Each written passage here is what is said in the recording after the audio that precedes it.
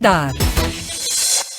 Rodrigo Aidar já com a gente na linha. Rodrigo Aidar, colunista para assuntos jurídicos aqui na Band News. Conversa com o Aidar justamente sobre o bloqueio determinado ontem pelo ministro Alexandre de Moraes do Supremo Tribunal Federal, bloqueio do Telegram, que não teria cumprido decisões judiciais proferidas aí pelo Supremo Tribunal Federal.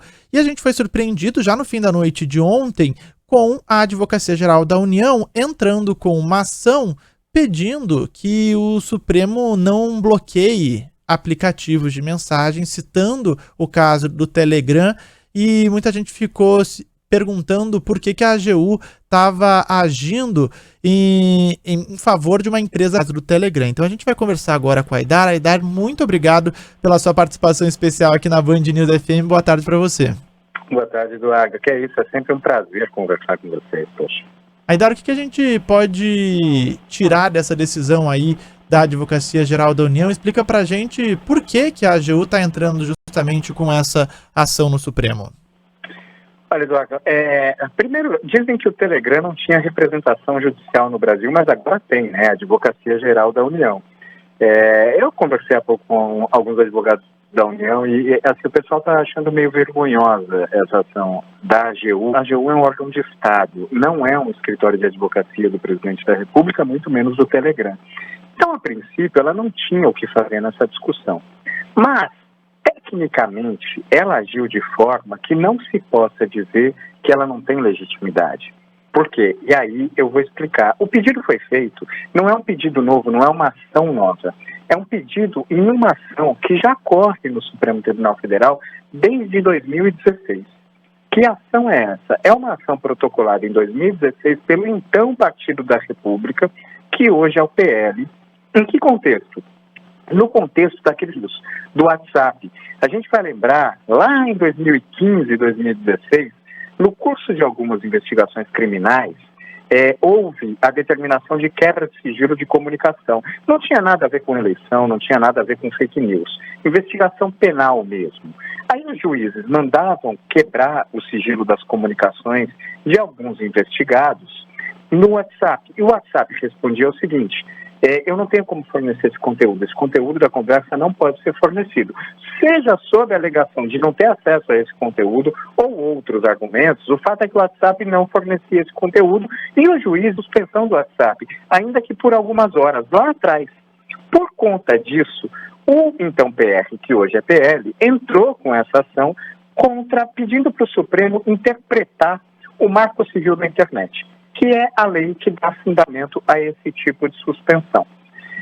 E aí, como não podia atuar em nome do Telegram, porque é um órgão de Estado e não um representante de uma empresa, a AGU entrou nesta ação, que já corre desde 2016, para tentar fazer com que... O que ela quer da ministra Rosa Weber? Uma liminar dizendo que os aplicativos não podem, por desobedecerem ordem judicial.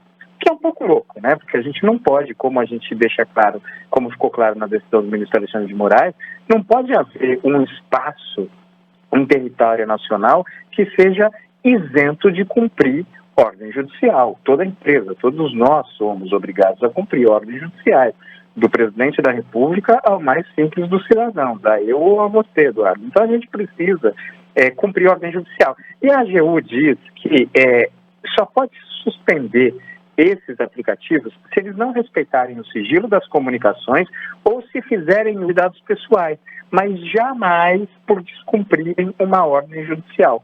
Então eles pedem que a ministra Rosa Weber, na prática, suspenda a decisão do ministro Alexandre de Moraes, dando uma liminar nessa outra ação de 2016, que começou essa discussão lá por conta da suspensão do WhatsApp. Então, tecnicamente, a AGU poderia entrar nessa discussão, porque está se discutindo a constitucionalidade de uma lei.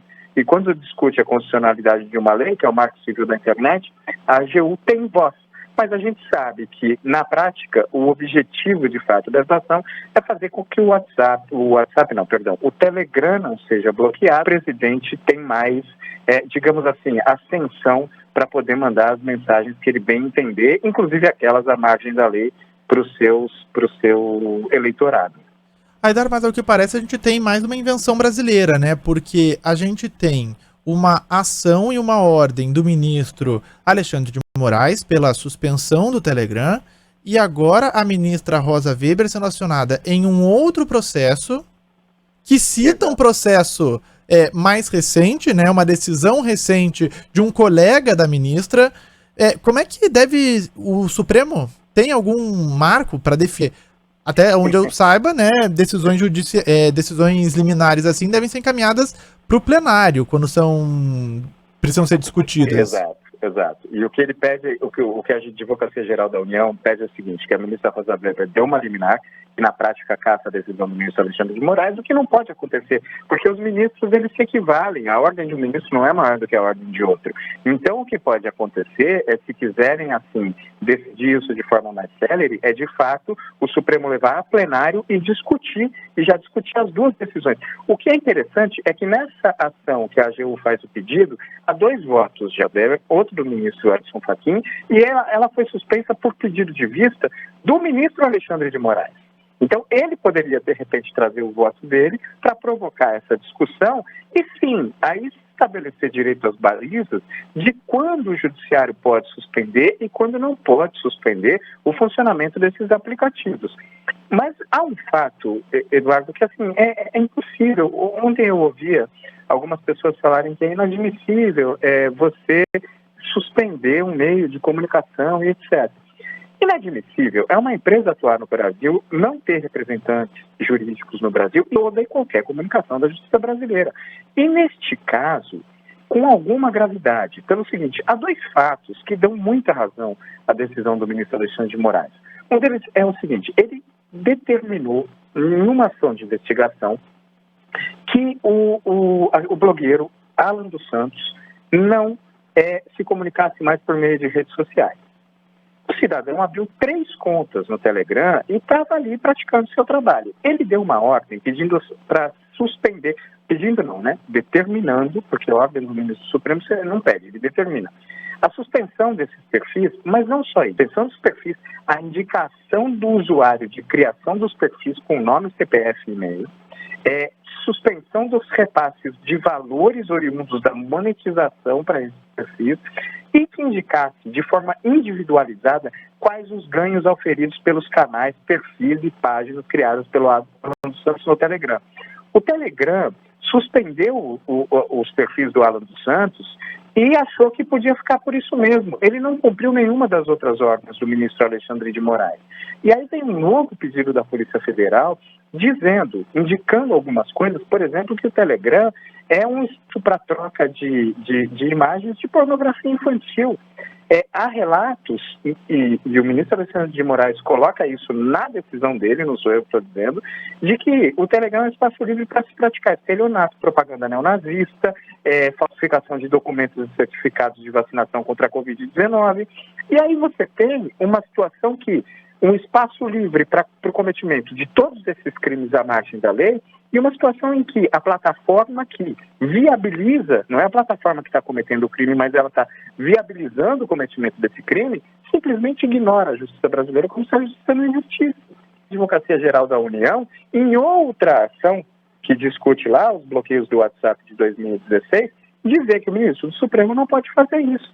É, de fato, uma situação até espantosa de a gente comentar, porque não pode existir em território nacional uma empresa, uma pessoa que simplesmente não responda, seja imune de responder, isenta de responder qualquer comunicação da justiça brasileira.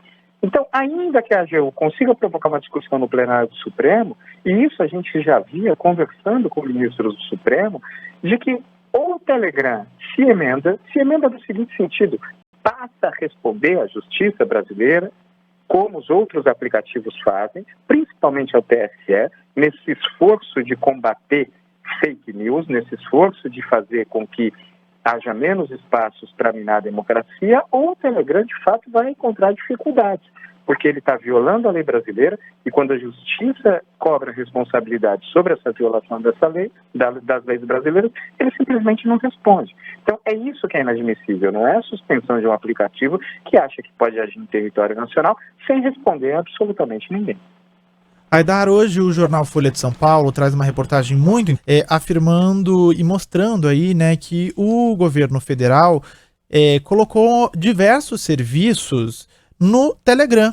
Então você tem uma série de serviços hoje do governo sendo respondido por bots, né, que são aqueles robôs de atendimento ao público pelo Telegram. E os especialistas ouvidos pela reportagem do jornal Folha de São Paulo apontavam que era muito estranho que o governo, em vez de desenvolver um programa próprio para respostas aí, para uso do serviço público, estivesse usando um aplicativo que tem uma série de e ainda por cima um aplicativo que é defendido pelo atual presidente da República. E aí vai a minha última pergunta para você, Aidar.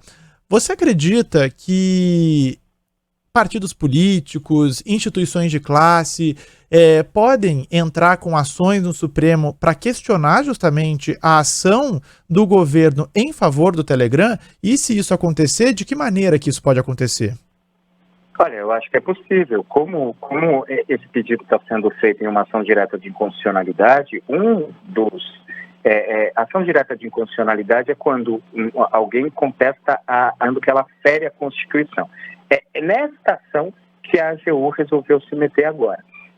Essa ação, quem pode entrar com ação direta de inconstitucionalidade é um número restrito de instituições, entidades e etc. Uma delas são os partidos políticos. E quando eles não são os autores dessas ações, esses partidos podem entrar sim e pedir voz aos ministros do Supremo Tribunal Federal, porque, apesar de ele não ser o autor, tem algum interesse ali dele que está representado na possível decisão. Então ele quer ter voz, ter falar. É uma figura jurídica que se chama de amicus curiae. Ele tem voz na ação, mas ele tem voz para dizer o que aquela decisão pode provocar nos interesses dele. Interesses esses que a gente está dizendo, interesses legítimos.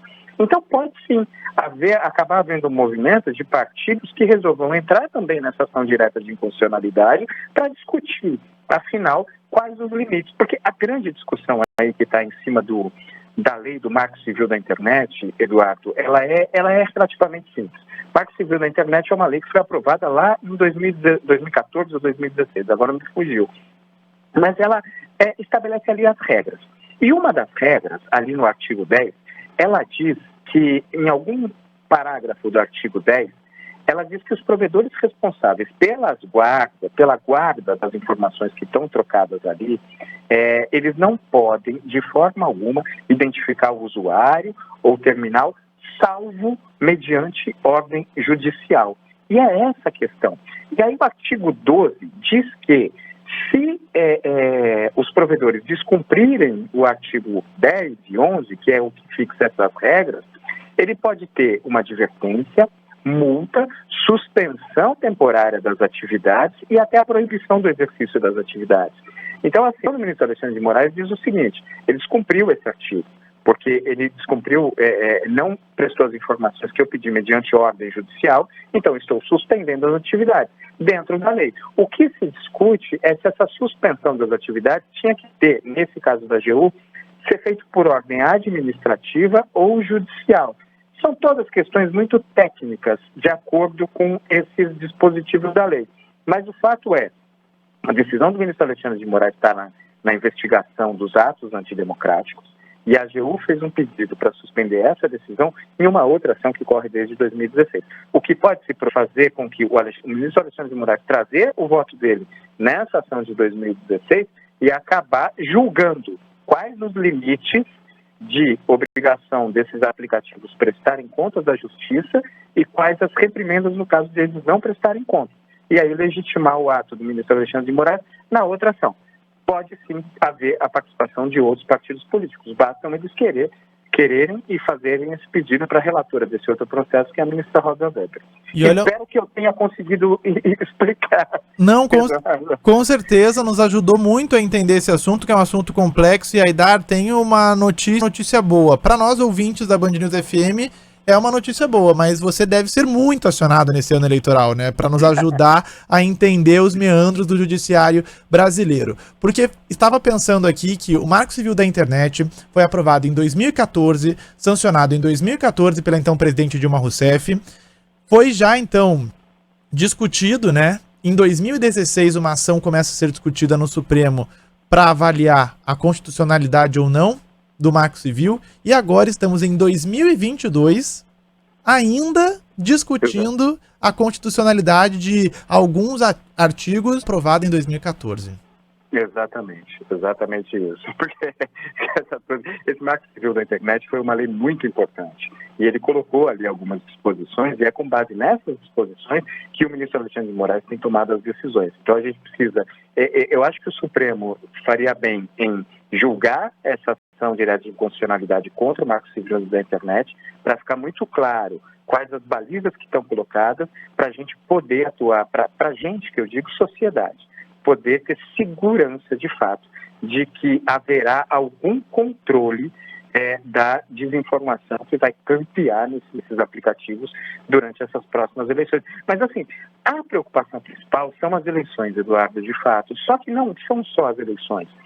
Se a gente permitir que não haja nenhum controle judicial do Telegram, você imagina que se não vai ser o aplicativo preferido de traficantes, de pedófilos, de todo tipo de estelionatário e bandido que quer cometer seus crimes impunemente. Então, assim, o Supremo precisa definir as balizas, mas a decisão do ministro Alexandre de Moraes é importante, porque nenhum cidadão e nenhuma empresa pode ficar à margem da lei e das decisões judiciais no Brasil.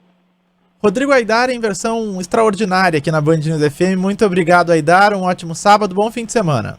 Bom fim de semana, Eduardo, para você, para os nossos queridos ouvintes. Valeu mesmo.